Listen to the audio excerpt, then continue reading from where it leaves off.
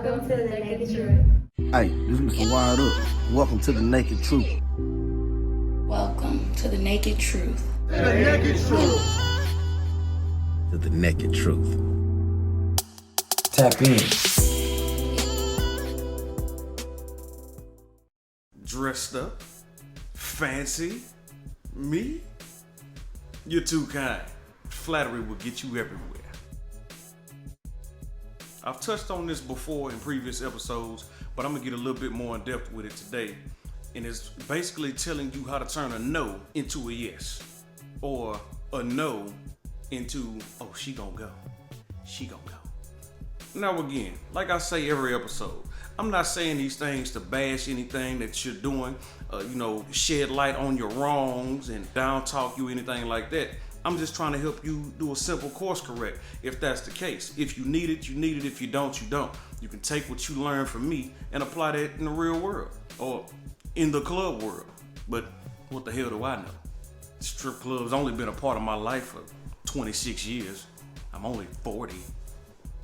You don't have to take my word for it. The first thing that I see that entertainers do a lot, I mean, it depends on what type of club you're in, but for the most part, this is what I see them doing. Hey, you wanna dance? Mm-hmm. You want some company? Huh? You want some money? Come on. God damn. And I know that's not what you do, but I'm telling you, sometimes that's how it can feel. My name is, your name is, I mean, you can start with that, or hello, how are you doing? A simple introduction, as opposed to, hey, you wanna dance? You want some company? Yes, I want some company. That's what the fuck I'm here for. Of course I want company. It depends on your approach, whether it's your company that I want or not. The reason that approach doesn't work is because, yes, men are there for the company and for dances or to interact with you. It doesn't mean they want to be bombarded with it. Cha-ching! It's your approach. Your approach is everything. And since I'm telling you what doesn't work, trust me, I'm going to give you alternatives to what would be better than that. Go dance. Come on. Pick him apart a little bit. If he has on a sports cap or a sports shirt, jersey, what have you, say something about the team. Ew, you like the Texans? Or, oh, you like the Texans? That'll start a conversation right there. There's such things as icebreakers. If he doesn't have that on, if he got on a nice shirt, nice watch, shoes, anything, tie, compliment something. And don't ask to sit down, just sit down. Start a conversation. Either the conversation will last or it won't, but at least that way you properly introduce yourself and started a conversation, open a dialogue to where it could turn into something. And you didn't get shot down before it even gets started. Because some men, you might not be their type, or they might not want no company right then and there. They might want to see what's in the club. I'll give you an example. Have you ever met an ugly dude? Ew. And then after you got to know him, he was cool.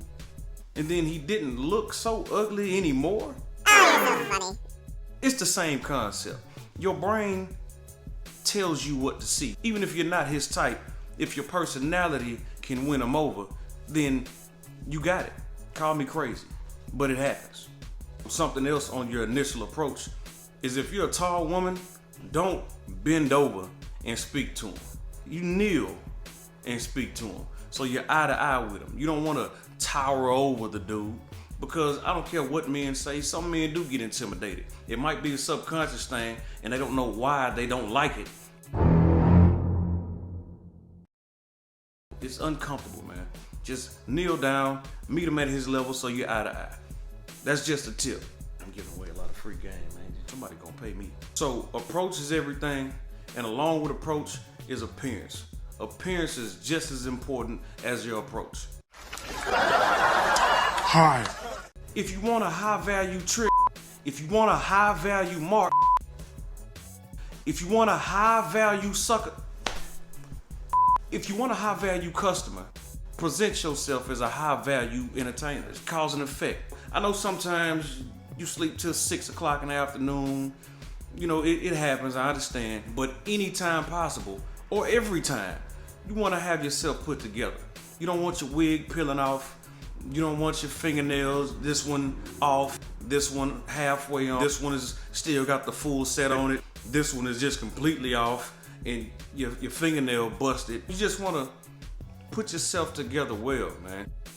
If you have that high dollar appearance, you can easily justify upping your prices from the standard $20 a dance to $40, $50 a dance. Hell, you can charge $100 if you want to, if that's what your appearance dictates. So you just have to understand what your appearance can make people think and the way people see you. Me? If they see you as a $100 entertainer per dance, then they will pay that $100 per dance. Now, if your dances suck, you better suck. I kid. Even in the instance where your dances are subpar, your appearance can still carry that you still deserve that whatever you're charging above market value. Because, people accept a lot out of attractive people. Attractive people, beautiful people well put together, people that present themselves like money. You ever had an ugly, dusty nigga try to holler at you? He try to holler, he's thirsty, he's annoying. But if a handsome nigga get at you, he's applying pressure and he really wants you. You like that.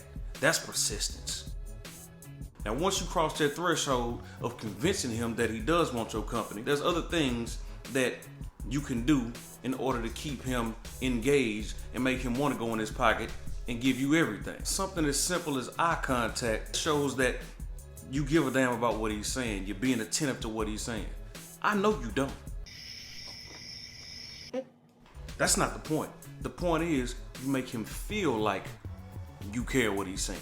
Touch is another one. You can touch his leg, touch his shoulder. I wouldn't suggest rubbing somebody's face because some people are germaphobes. If I let you touch my beard or anywhere on my face, you a bad motherfucker, man.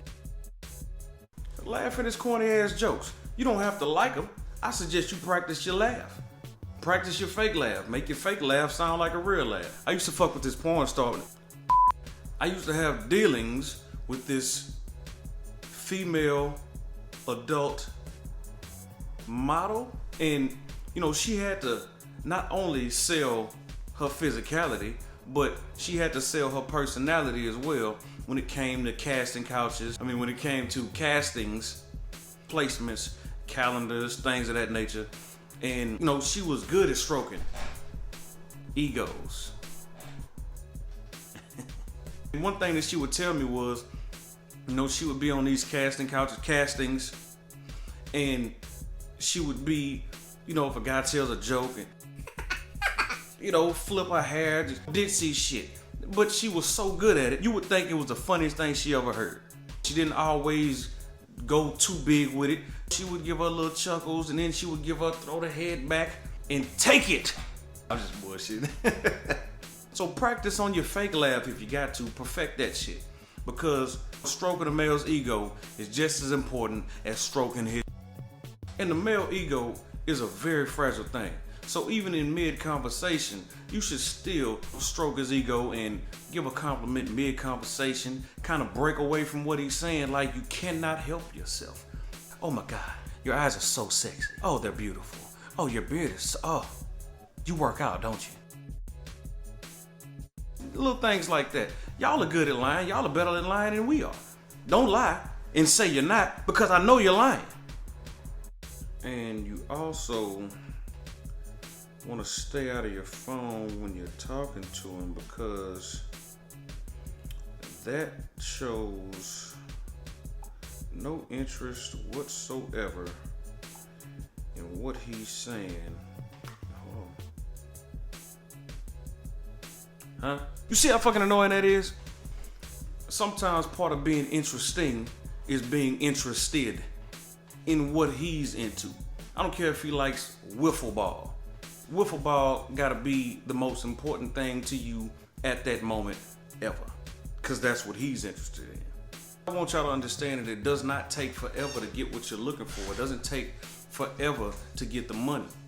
You just don't have the patience, but you don't really need that much patience. You just need a little bit of know-how. That's it. If you do all of these things I'm telling you to do, at that point, then you can, grab his hand gently and you ready for some dances? You can do that then, because you've engaged with him, you spoke to him, and it's more likely for him to go get dances at that point than it is if you just initially. Hey, you wanna dance? Mm-hmm. You want some company? Huh? You want some? Huh? What? Do you? Come on. I've seen a $20 dance turn into a $1,500 tab because she knew what she was doing, because she listened to her manager. And you don't have to listen to anything I said today in this show, because like I've so eloquently been told that I'm not the one out there shaking my ass. I don't think I have to be out there shaking my ass to give you advice on what helps you to persuade a man to give you his money in a strip club. But either way it goes, as always, I'm here to help. I love y'all. Go get your money, man. Go get your motherfucking money.